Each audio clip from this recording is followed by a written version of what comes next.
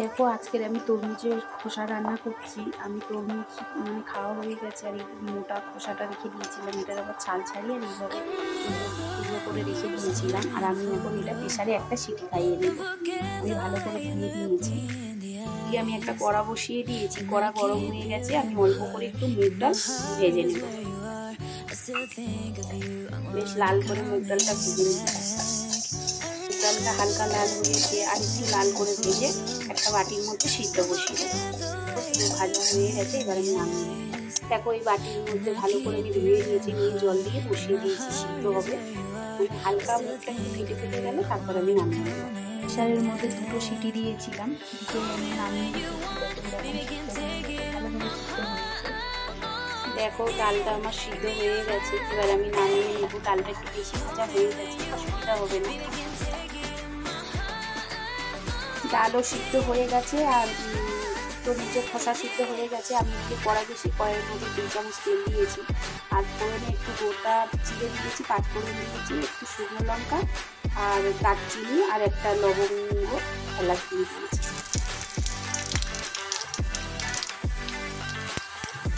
ফোড়ন থেকে আমার সুন্দর একটা গন্ধ এসেছে। আমি এখন অর্ধেক টমেটো একটু আদা বাটা দিয়ে দিচ্ছি, দিয়ে আমি ভালো করে নিয়ে টমেটো একদম গলিয়ে নেব।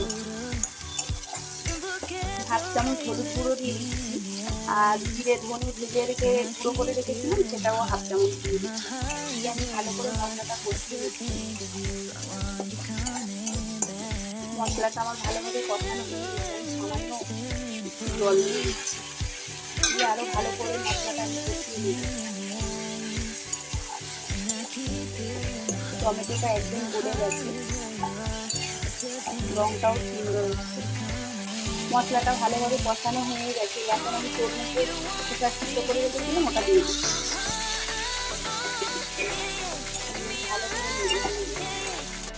এখন পরিমাণ মতো একটু লবণ দিয়ে দিচ্ছি।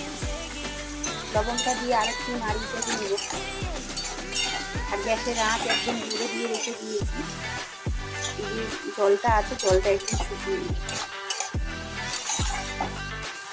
জলটা অনেক শুকিয়ে গেছে, ওটা দেখতে খুব সুন্দর লাগছে। এখন আমি ডালটা দিয়ে দেবো। সিদ্ধ করা ডালটা আমি এখন দিয়ে দিচ্ছি, দিয়ে এবার নেড়ে চেড়ে দিচ্ছি। সুন্দর একটা লাগছে। এখন ধনে পাতাটা আমি দিয়ে দিচ্ছি। ধনে পাতা কুচিয়ে ভালো করে কুচিয়ে রেখে দিয়েছিলাম, ধনে পাতাটা দিয়ে দিচ্ছি, নেড়ে চেড়ে দিচ্ছি। প্রায় রান্নাটা আমার হয়ে গেছে। আমি সামান্য চিনি দিয়েছি, দিয়ে আমি আর একটু ভালো করে নেড়ে চেড়ে দিয়েছি। আর কারা কারা এইভাবে তরমুজের খোসা রান্না করে খেয়েছো আমাকে জানিয়ে।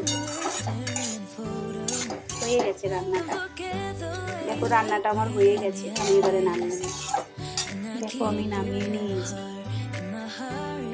খুব সুন্দর লাগে, দারুণ স্বাদ হবে।